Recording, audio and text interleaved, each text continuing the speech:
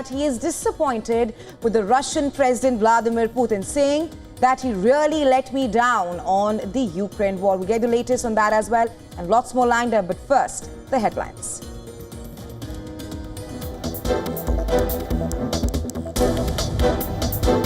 Russian Foreign Minister Sergei Lavrov slams U.S. rhetoric on tariffs, saying such pressure will not succeed as ancient civilizations like India and China will not yield to ultimatums.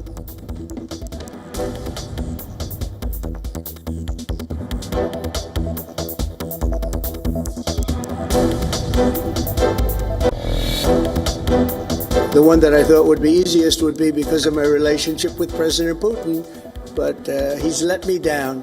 He's really let me down. It was going to be Russia and Ukraine, but we'll see how that turns out. U.S. President Donald Trump says Vladimir Putin has let him down over the war in Ukraine as British Prime Minister Keir Starmer calls for more pressure on the Russian leader. U.S. President says failing to end the conflict is his biggest disappointment.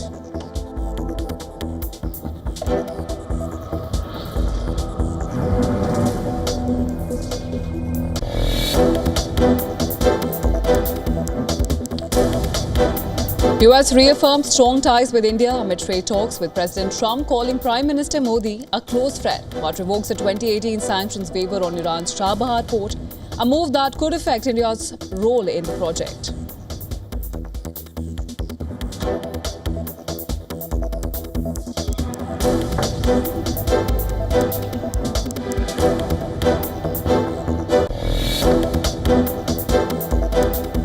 Israeli military says a missile launched from east crashes near a hotel in Eilat city, causing fire but no casualties.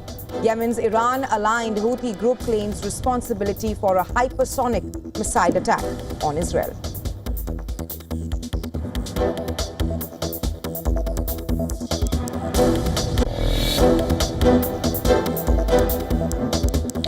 North Korean leader Kim Jong-un oversees testing of unmanned attack and reconnaissance drones and orders their capabilities be enhanced using artificial intelligence.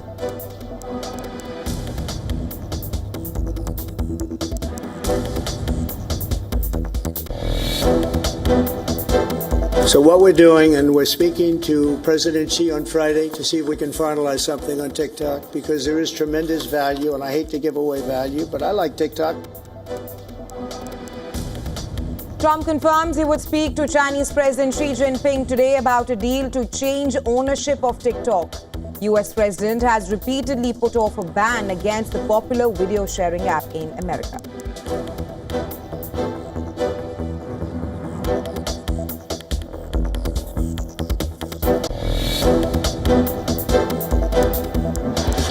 Clashes erupt between police and protesters in Paris as hundreds of thousands rally across France against President Emmanuel Macron's government and planned budget cuts using to drop austerity measures.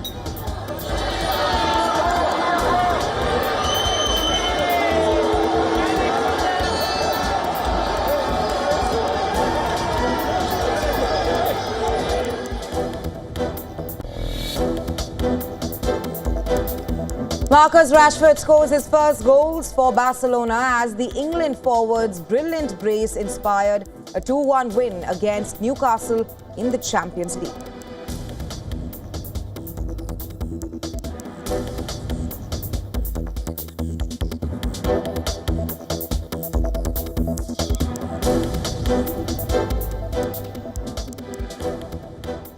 Well, in a major setback to India, the Trump administration has now revoked the 2018 sanctions waiver that allowed India to develop the Chabahar port in Iran.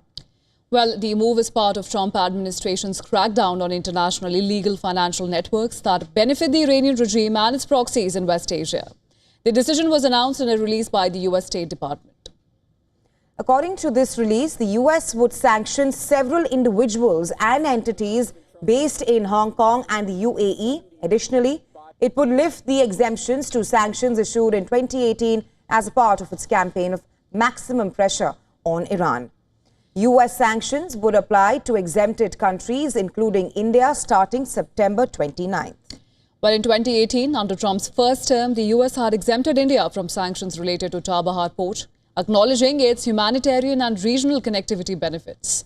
The exemptions had continued under the Biden regime. Now, the Chabahar port in Iran is of immense strategic importance to New Delhi. The port provides India with a direct trade route to Afghanistan and Central Asia, bypassing Pakistan. Not just that, it also strengthens India's regional presence and offers an alternative to China's Belt and Road Initiative. Now, the revocation of the 2018 sanctions waiver is expected to affect India, which in May 2024 signed a 10-year contract to operate a terminal at Chabahar port. It may expose Indian entities such as India Ports Global Limited to potential US sanctions under the Iran Freedom and Counter-Proliferation Act. Well, this move could disrupt India's trade with Afghanistan and Central Asia, delay development projects, increase costs for Indian companies and compromise the port's strategic importance, ultimately straining India-US relations and impacting India's economic and strategic interests. Now, the end of sanctions waiver for the Chabahar port also comes at a time when New Delhi is facing additional US tariffs for buying Russian oil. Trump said that he was a close friend of Prime Minister Modi. However, he would continue to impose the additional 25% tariffs on India. I'm very close to India. I'm very close to the Prime Minister of India. I spoke to him the other day, wished him a happy birthday. We have a very good relationship. He put out a beautiful statement too. We have, but I said, I sanctioned them. And the United States has once again vetoed a draft UN Security Council resolution calling for an immediate, unconditional and permanent ceasefire in Gaza, as well as an end to Israeli restrictions on aid deliveries to the Palestinian enclave. Right, and the text drafted by the elected 10 members of the 15-member council also sought the immediate, dignified and unconditional release of all hostages held by Hamas and other groups. U.S. opposition to this resolution will come as no surprise. It fails to condemn Hamas or recognize Israel's right to defend itself, and it wrongly legitimizes the false narratives benefiting Hamas, which have sadly found currency in this council. Council members ignored when the United States made clear that this resolution was unacceptable. The council instead adopted for performative action designed to draw a veto that extends Hamas terrorists and those who fund them and support them and gives them a lifeline. Now, this is the sixth time that the US has cast a veto in the Security Council over the Israel-Gaza war. The draft received 14 votes in its favor. This week, Israel upped its offensive in Gaza, forcing Palestinians to flee south to save their lives.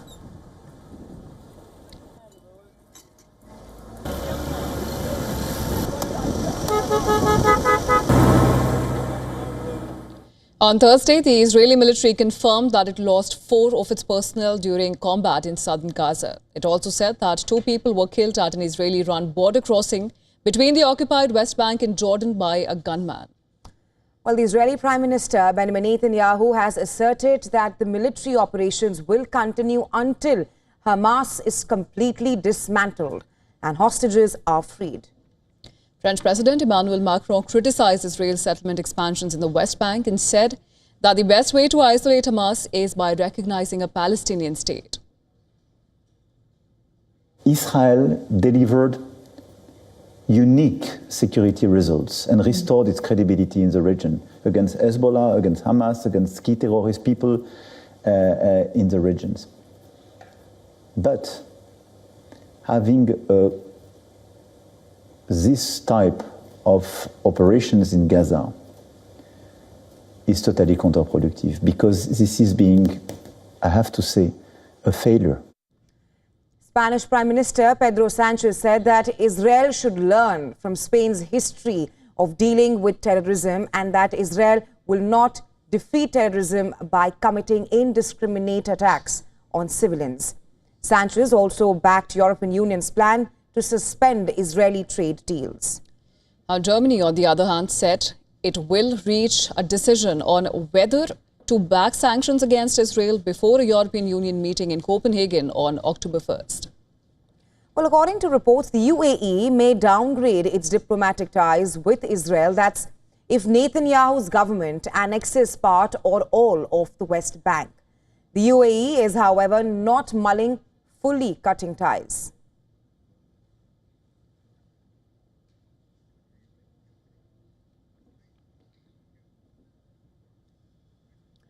Well, shifting our focus to a continuous coverage of the Ukraine-Russia war. In the latest, U.S. President Donald Trump has said that Russian President Vladimir Putin has let him down as Russia continues to pound Ukraine.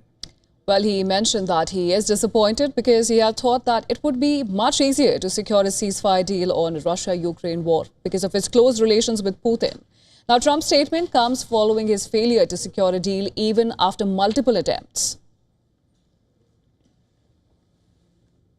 The one that I thought would be easiest would be because of my relationship with President Putin, but he's let me down. He's really let me down. It was going to be Russia and Ukraine, but we'll see how that turns out. Putin stated that more than 700,000 Russian soldiers are now deployed on the Ukrainian front line. And while speaking to the media, he also spoke on country's economic growth. He said that Russia is purposely slowing its economic growth in order to suppress inflation and that they are far away from a recession. Regarding the slide from over 4% GDP growth, it is not a slide. It is a deliberate action. It is a slowdown in growth in exchange for curbing inflation and maintaining macroeconomic stability. But you're right that we need to understand where the line is beyond which the overcooling starts, possibly even a recession.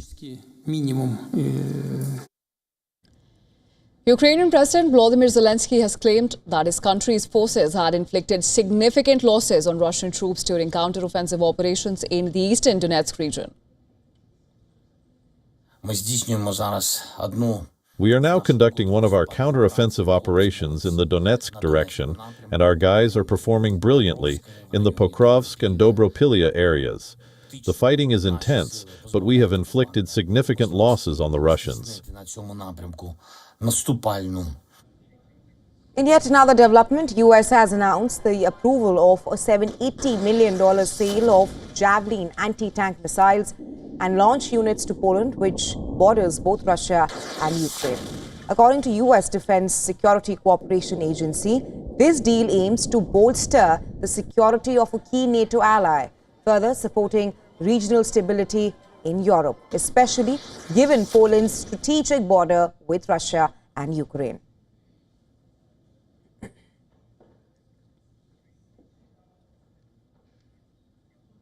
And for more on this, our correspondent Susan Tehrani has sent us this report from New York. Take a look. President Trump sharply criticized Vladimir Putin, saying the Russian leader has let me down in peace efforts over the war in Ukraine. Alongside this, during a press conference, British Prime Minister Keir Starmer took a firmer line, arguing for stronger economic pressure on Russia, especially via sanctions, and pushing Europe to stop buying Russian oil. Trump, however, while critical, avoided committing to new sanctions immediately. He emphasized that lowering the global price of oil could undercut Russia's capacity to wage war, suggesting that economic leverage might force Putin's hand. Susan Tehrani reporting from New York for WION World is One. And US President Donald Trump has concluded his second state visit to the United Kingdom. The couple were seen off by the UK Prime Minister Keir Starmer and his wife Victoria Starmer as they departed. Well, the US President Donald Trump and First Lady Melania Trump arrived at Joint Base Andrews after flying out from the Chequers country estate in UK. From Joint Base Andrews, the President and the First Lady will now travel on board the Marine One back to the White House. Well, earlier, US President Donald Trump and UK Prime Minister Keir Starmer vowed to deepen the UK-US bilateral relationship after the two held bilateral talks at the UK Prime Minister's country residence. Starmer called for a renewed special relationship with the US and said that deals worth $50 billion would flow across both the countries. Trump hailed the signing of the tech prosperity deal and said that it would ensure that the UK and the US lead next tech revolution. But differences came to the fore on the question of recognizing a Palestinian state.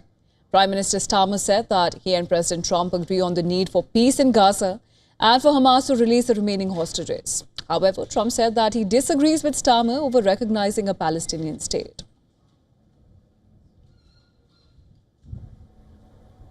Starmer also stopped short of committing to recognizing a Palestinian state, saying that he would look into the issue.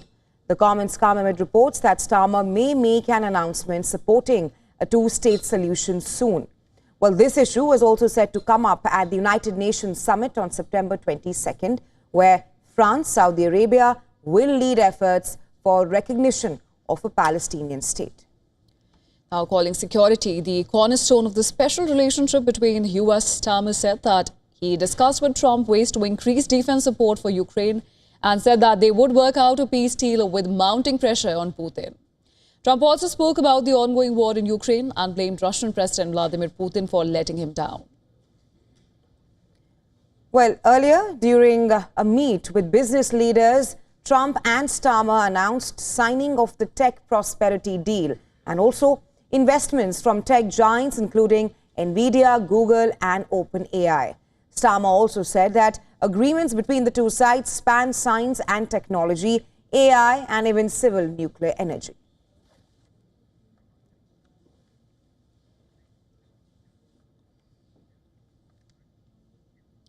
All right, and moving on, the left versus right divide is intensifying in the United States in the aftermath of the right-wing political activist Charlie Kirk's murder, where the US president has made an announcement on social media platform targeting a left-wing movement called Antifa. Right, and this movement has been designated as a terrorist organization. In a Truth Social post, Trump said, and I quote him here, "I'm pleased to inform our many US patriots that I am designating Antifa a sick, dangerous, radical left disaster as a major terror organization. I will also be strongly recommending that those funding Antifa should be thoroughly investigated in accordance with the highest legal standards and practices," unquote. Now, Antifa is a leftist ideological movement which, according to experts, does not have a clear leadership structure. There's also no direct link yet between the leftist movement and Kirk's suspected shooter, Tyler Robinson. But this is not the first time that Donald Trump has targeted the movement. Back in 2020, Trump had contemplated taking a similar step against Antifa, and this was during the time when nationwide protests broke out after police killed a black man, George Floyd. And now, after the murder of Charlie Kirk, the Trump administration has taken a strong stance for serving justice. But the announcements and the statements which followed have been targeted especially towards left-leaning groups and individuals. Trump had earlier made a pointed comment on the opposition political ideology, calling them, and I'm quoting again, radical left lunatics. I'm really concerned for our country. We have a great country. We have a radical left group of lunatics out there, just absolute lunatics, and we're going to get that problem solved. I'm only concerned for the country. Now, several experts say that it is currently unclear if Trump's announcement on terrorist designation has a legal standing. Critics also raised an alarm over free speech as a fundamental right, which is being stripped off for the left-leaning groups and individuals.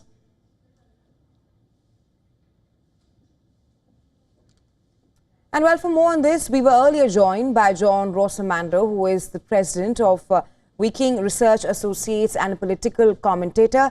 Here's what he had to say.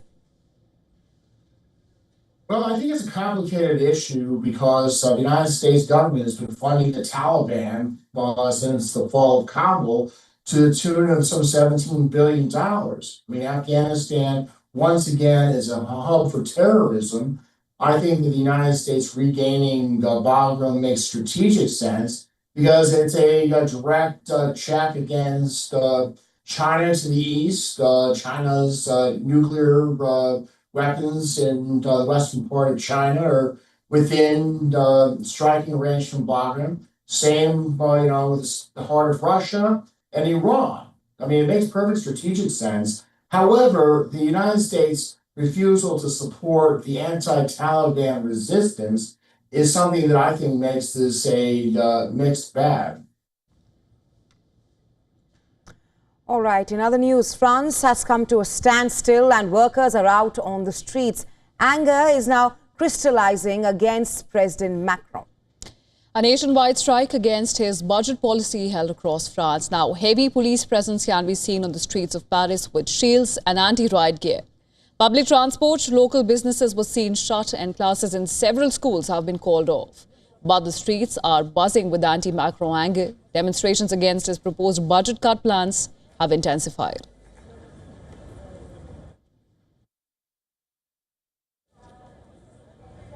The government needs to understand that we are fed up with austerity, that there are real measures that need to be taken to save France, but these aren't the ones that need to be taken against workers. These are measures that need to be taken at the government level and the savings that need to be made. The scenes were similar across France. From Marseille to Lyon, thousands of people came out in support of the nationwide strike. On connaît tous et toutes des gens qui sont jamais partis à la retraite parce qu'ils sont pas dans un cercueil. Alors faire travailler les gens jusqu'à 64 ans. Aujourd'hui, on demande à ce que le plan d'austérité du gouvernement... For 8 years, the bourgeoisie of this country have been gorging themselves. They don't even know what to do with their money anymore. So if there is indeed a crisis, the question is who should pay for it? We, as a union organization, as employees, we believe that it is the richest people in this country who should pay for this crisis. Ça fait 8 ans que les bourgeois de ce pays se gavent. Well, the latest strike comes days after another massive protest in what was called Block Everything protests. Skirmishes were reported across France, and this happened on the day the new Prime Minister took office. Macron has seen 7 prime ministers come and go, but the deadlock on €44 billion budget cut plan continues. The new Prime Minister, Sébastien Lecornu, has vowed to change the course, but 2 massive demonstrations within a week are turning out to be an early signs of a tough road ahead.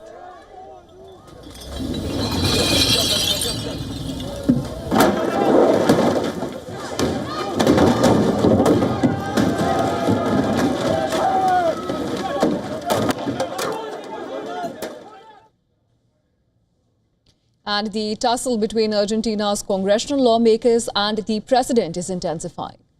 Parliamentarians have overturned yet another presidential veto concerning public spending in the country. Argentina's lower house of Congress voted to overturn presidential veto on laws that would increase funding for public universities and pediatric hospitals. Javier Milei has vetoed to stop any increase in government spending as part of his austerity measures to bring Argentina's inflation rates under control.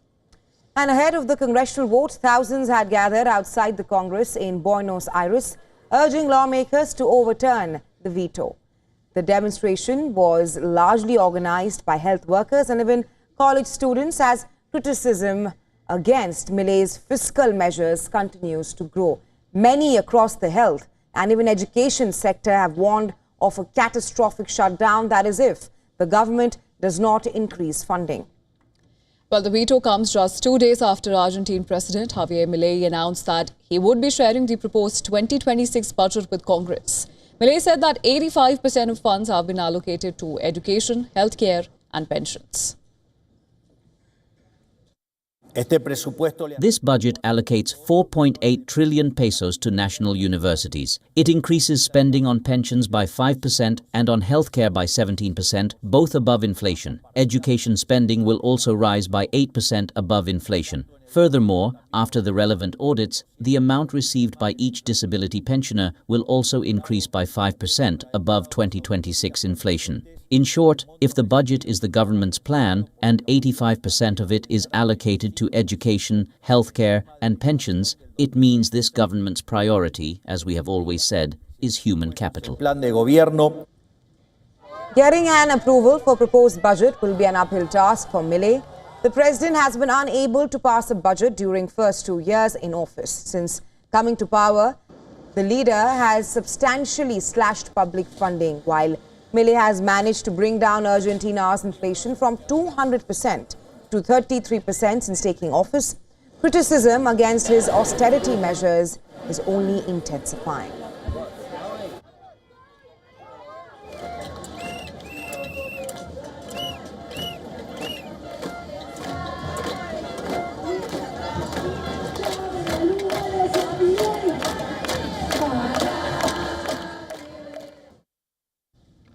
And with that, it's time for us to take a very short break on World DNA. But stay with us. On the other side, we'll tell you how India's leader of opposition, Rahul Gandhi, has stepped up his attack on the country's poll body, claiming to have uncovered a voter deletion scheme. He alleged names of legitimate voters had been deleted. Stay tuned for that and lots more lined up for you. Keep watching WION World is One.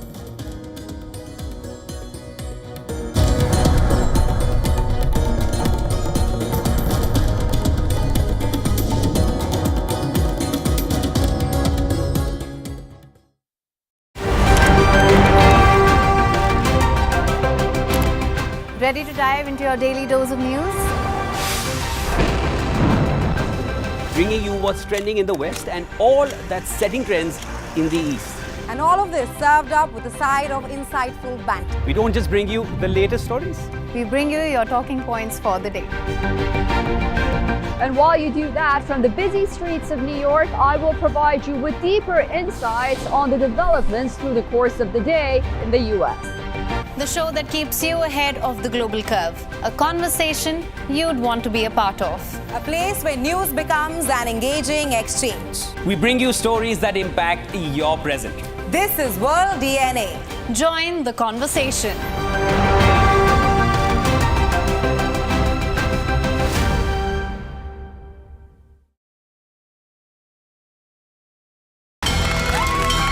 From the bustling trading floors of Wall Street to the vibrant exchanges of Asian stock markets, WION breaks it down for you to make sense of what's happening.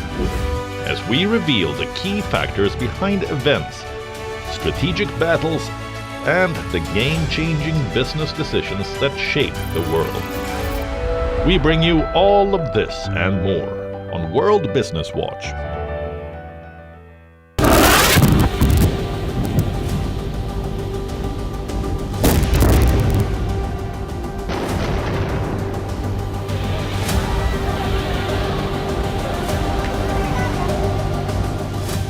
The IDF is inside Gaza City. Thousands are fleeing under fire as the UN brands the war genocide. In Turkey, streets are erupting, the opposition is being gagged, and a critical court decision has been stalled. Is Erdogan's Turkey sliding into authoritarianism? And in Abu Dhabi, there is a game changer in firefighting. An AI super investigator to track financial fraud. Watch the West Asia Post with me, Radi Francis, every Friday at these times, only on WION. World is One. WION, India's global voice. The channel that brings you the biggest stories from across the world through India's lens. Now available in more than 190 countries worldwide. Because we believe that the world is one.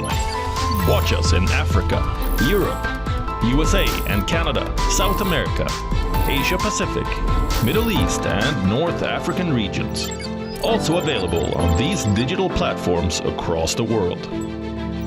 WION, World is One. From the bustling trading floors of Wall Street to the vibrant exchanges of Asian stock markets, WION breaks it down for you to make sense of what's happening. As we reveal the key factors behind events, strategic battles, and the game-changing business decisions that shape the world. We bring you all of this and more on World Business Watch.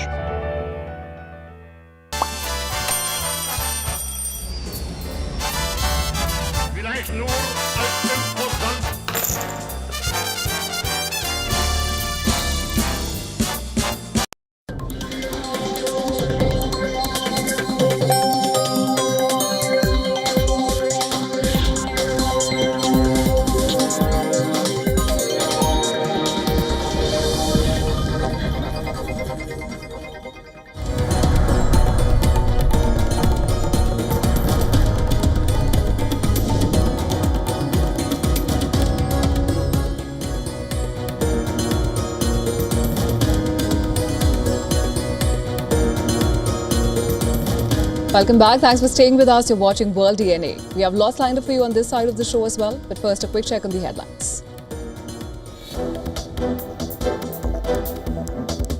US President Donald Trump reportedly declines to approve more than $400 million in military aid to Taiwan as he tries to negotiate a trade deal and potential summit with Chinese President Xi Jinping. Decision marks a U-turn in US policy.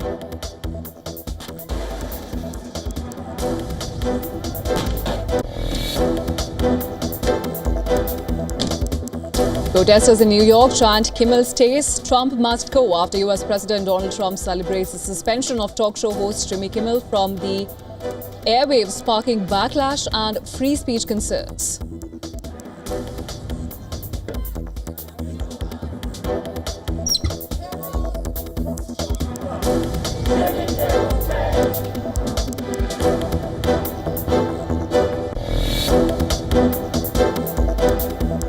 United States yet again wields its veto and thwarts a UN Security Council call for a ceasefire in Gaza, shielding its ally Israel from meaningful diplomatic pressure.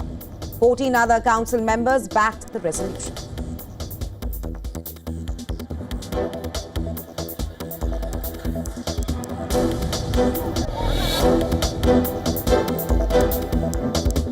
Russian Foreign Minister Sergei Lavrov slams US rhetoric on tariffs, saying such pressures will not succeed as ancient civilizations like India and China will not yield to ultimatums.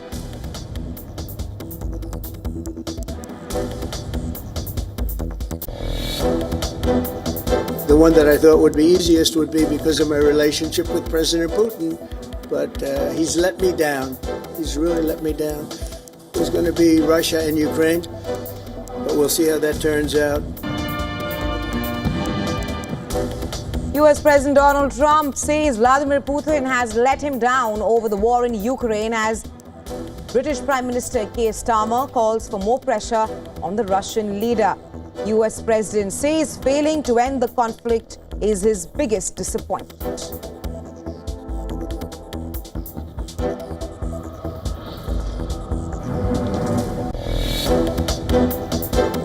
Very close to India. I'm very close to the Prime Minister of India.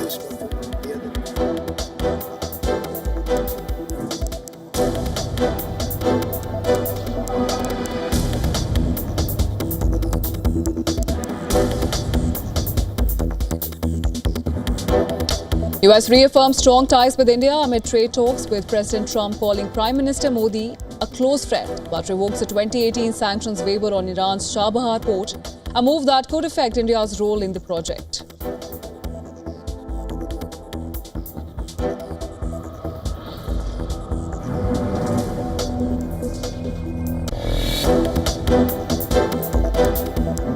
North Korean leader Kim Jong-un oversees testing of unmanned attack and reconnaissance drones and orders their capabilities should be enhanced using AI.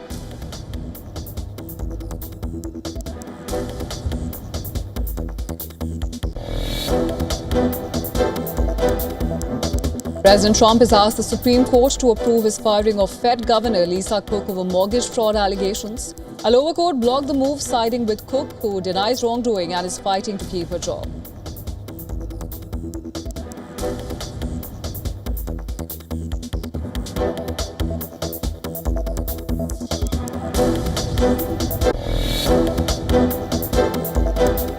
The ICC is reportedly mulling action against Pakistan for multiple breaches of tournament rules, and that's ahead of their Asia Cup match against the UAE. Violations include shooting a restricted meeting with match referee and pipe bomb.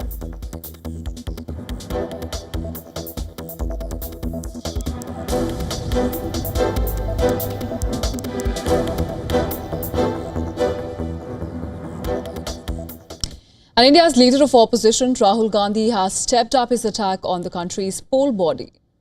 Right, Gandhi has once again trained his guns on the Election Commission of India, claiming to have uncovered a voter deletion scheme. He alleged that names of legitimate voters had been deleted.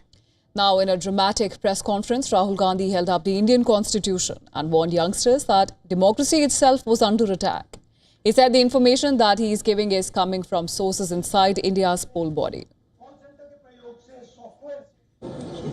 मैं साफ बोल देता हूं, election commission के अंदर से पहले नहीं हो रहा था, अब इलेक्शन कमीशन के अंदर से इंफॉर्मेशन आ रही है, ये रुकेगा नहीं. The opposition leader claims millions of voters are being targeted for deletion across the country using software, fake logins and phone numbers. He claims that the names of voters in different states were filed for deletion without the knowledge of either the voters or the people whose credentials were used to submit them. Now, Gandhi launched a direct attack on Chief Election Commissioner of India, accusing him of protecting those behind the operation. He said the Karnataka CID has sent 18 letters in 18 months asking for IP addresses and OTP trails, but received no answer. The Election Commission has fact-checked the allegations, calling them incorrect and baseless. The body says no votes can be deleted online by the public and that all deletions require a formal hearing. It confirmed that in Aland, unsuccessful attempts were made to delete voters in 2023 and then an FIR was also filed regarding the same. The ruling BJP fired back at Gandhi. BJP leader Anurag Thakur accused Congress of weakening democracy. He also said that Rahul Gandhi wants to create a Bangladesh and Nepal-like situation in India. Bharat का election commission काम कर रहा है तो बार-बार राहुल गांधी जी का प्रयास है कि लोकतंत्र पर प्रहार किया जाए, भारत के लोकतंत्र को कमजोर किया जाए, जनता को गुमराह किया जाए और जिस तरह से बांग्लादेश नेपाल में स्थिति बनती है वैसे झूठ बोल-बोल के वहां पे स्थिति पैदा कर दो देश में.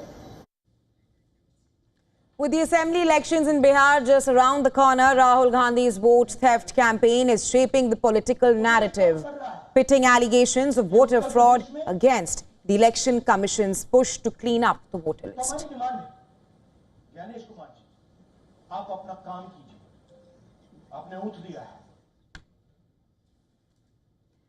All right, Pakistan's jailed ex-Prime Minister Imran Khan has issued a renewed call for nationwide demonstrations. Well, Khan has called for demonstrations to be held on September 27th. The PTI party founder also sent a message through his sister, Alima Khan, rejecting any form of surrender, saying that it is a misconception. Khan's sister replayed the ex-Pakistan Prime Minister's message to the media outside Adiala jail after a court hearing in the Toshakhana case. Right, and in the message, Khan said, and I am quoting, "Those who think that I will break are delusional. I will not accept slavery no matter what is done to me," unquote. Now, Khan has called for mass demonstrations in Pakistan in what he described as a pivotal moment for Pakistan's political resistance. Imran Khan and members of his family have claimed that the jailed leader is being isolated by the government. That's after Khan was denied in-person court hearings. Well, Imran Khan has rejected the idea of undergoing trial via a video link in the May 9th, 2023 violence case.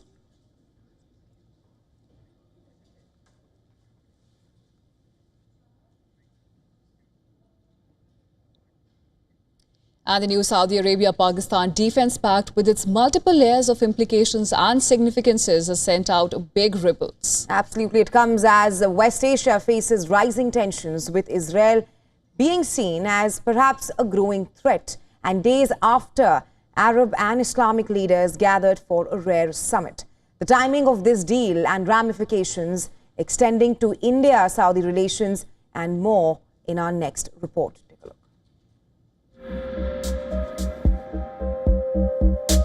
Taking a long-standing Saudi-Pakistan partnership to an entirely new level. This is not just about bilateral ties, it's about a shifting security order. For Riyadh, the deal diversifies security partnerships beyond Washington. For Islamabad, it strengthens global standing at a time of economic strain.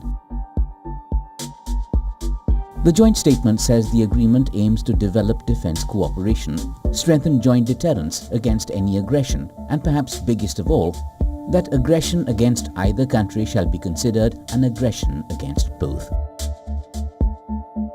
The timing is no accident. West Asia is in flux. Israel's military actions in Gaza and its hardening stance across the region have sharpened divides. As reflected in the Arab-Islamic Summit in Doha last week, after Israel's strikes in Qatar, Israel is now openly described as a new enemy. This action to a very large part has been driven by Israeli attack on Doha. This also shows that the global community at large does not trust US under Trump to provide them security. And what we are seeing happening in Saudi Arabia could become the trigger for many other countries. The Saudi-Pakistan Pact fits directly into this narrative.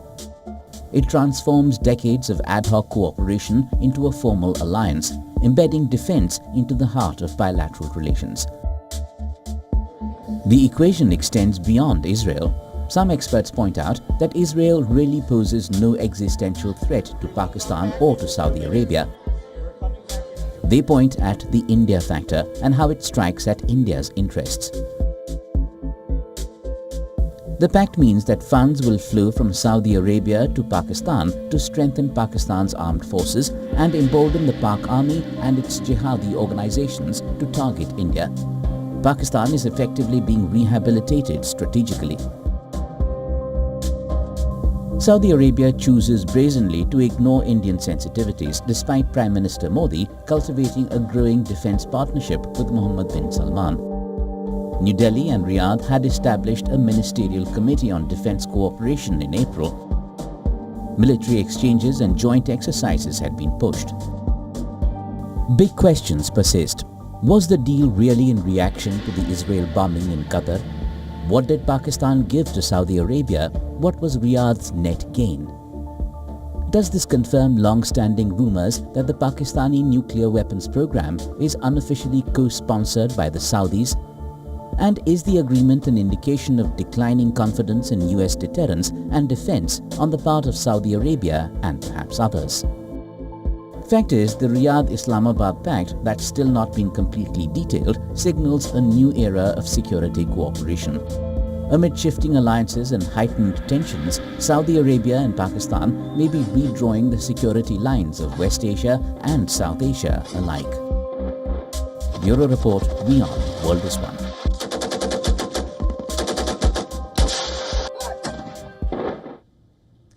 Well, Libya remains in a dangerous crossing point for migrants heading to Europe. Well, the country's naval forces say they saved 35 migrants near the Tunisian border. And the rescue operation was carried out by Chabahar Naval Operations. The force released footage of the migrants on rescue boats who later received treatment on land. The survivors included 5 women and a child. According to the naval authority in the western town of Zuwara, which is under control of the Tripoli-based government, Libya has been a main transit point for migrants fleeing war and poverty in Africa and West Asia. The UN High Commissioner for Refugees has said that at least 61 migrants died last week after a boat carrying 74 people capsized off Libya's coast. UNHCR said that only 13 people survived. The United Nations agency said that all the victims were Sudanese, a country that is reeling under intense civil war between 2 factions of military. Now, according to reports, at least 434 migrants have been reportedly dead and 611 have been missing off Libya in the past 8 months. وتم إنقاذ 35 مهاجراً.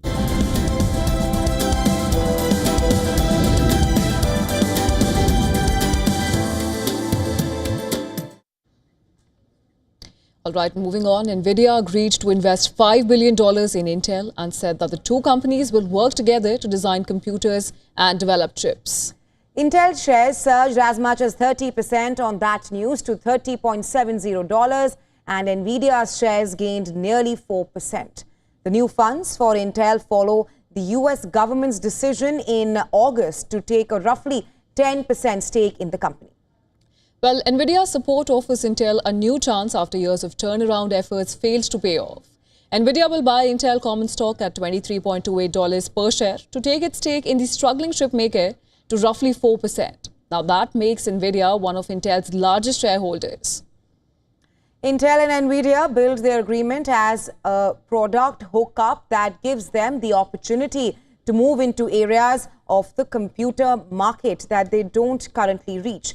Nvidia CEO Jensen Huang said that the deal comes with an overall opportunity that may be worth nearly $50 billion a year. Now, for Nvidia, the deal comes after China banned its tech companies from using Nvidia chips. Separately, China's showcase of AI prowess triggered a $240 billion stock market rally. From Huawei Technologies to Alibaba Group, China's biggest tech firms have touted their latest AI chip advancements. Their growing public swagger is gaining investors' attention. On Thursday, Huawei for the first time publicly laid out its 3-year roadmap for chip development to supplant restricted Nvidia accelerators.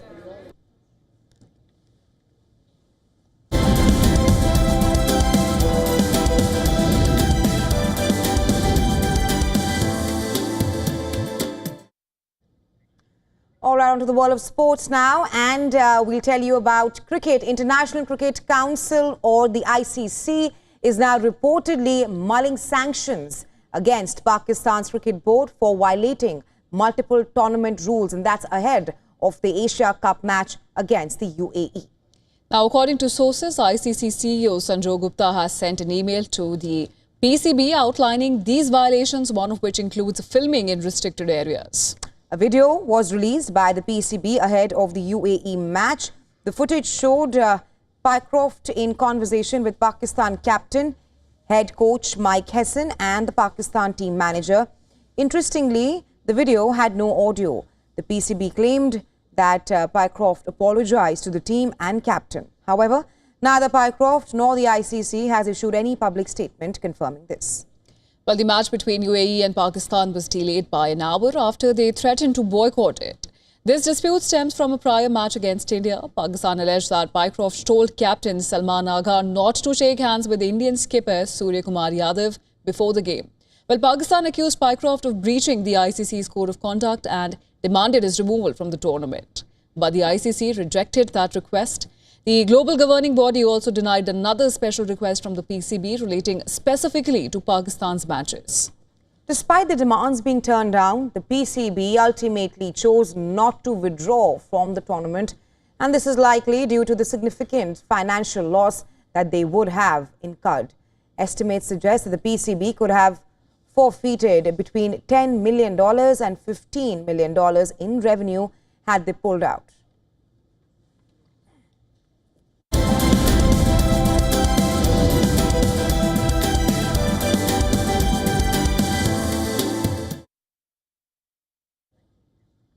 Steve, at a time when conversations surrounding mental health issues are on the rise, the film industry is also taking cues.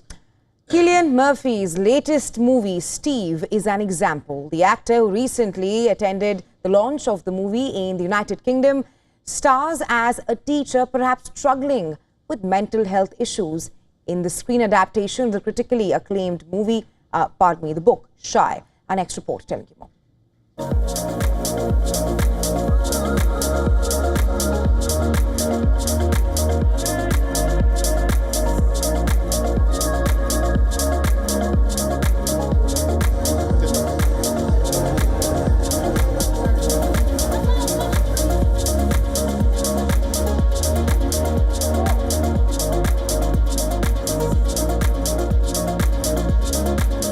The novel is set very much inside Shy's head, and it's a sort of it's a stream of consciousness, and it's very much a first-person novella. So obviously, Max had to expand that world and kind of people it with all the different characters and give them life, and then find the connection. It's really mostly a story about film or about people trying to connect and not managing to connect. These are extraordinarily complex young people. Please tell me you know it's not all right to be out here at like breakfast time getting fully baked. Stevie Dick. This is the thing, you can't just casually call me a dick. All I want for you is to just speak to us, because you're not alone, Shy. Oh, what about you, Steve? Let's talk about you. It started with an audition But then from there I realised that it was about my dad's work. So my dad works in alternative educational units. So I was able just to go to him, talk to the main source about what his everyday life is like. And then from there, it was the book. I just thought the book is incredible. It really talks to every boy, every young man.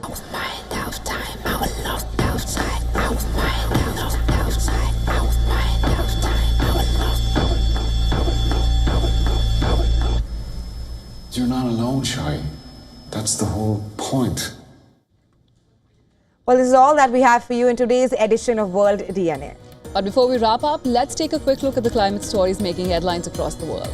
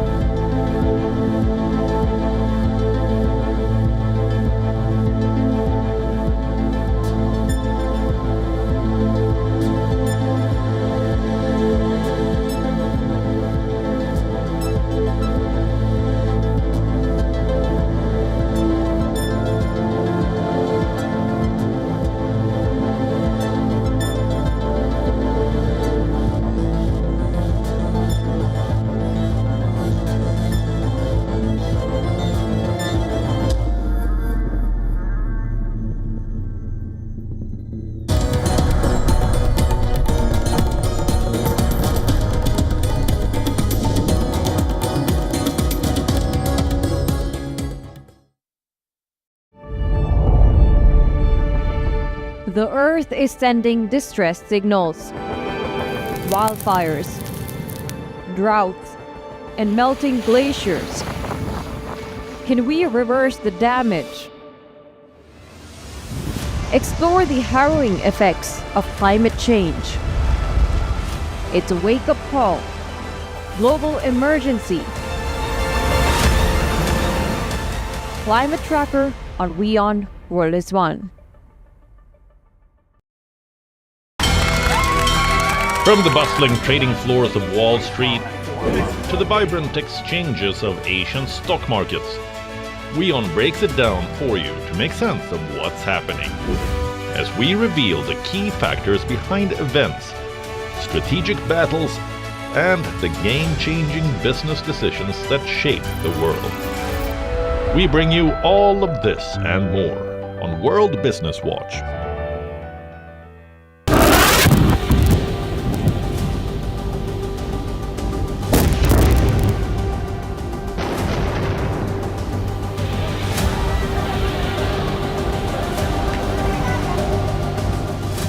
The IDF is inside Gaza City.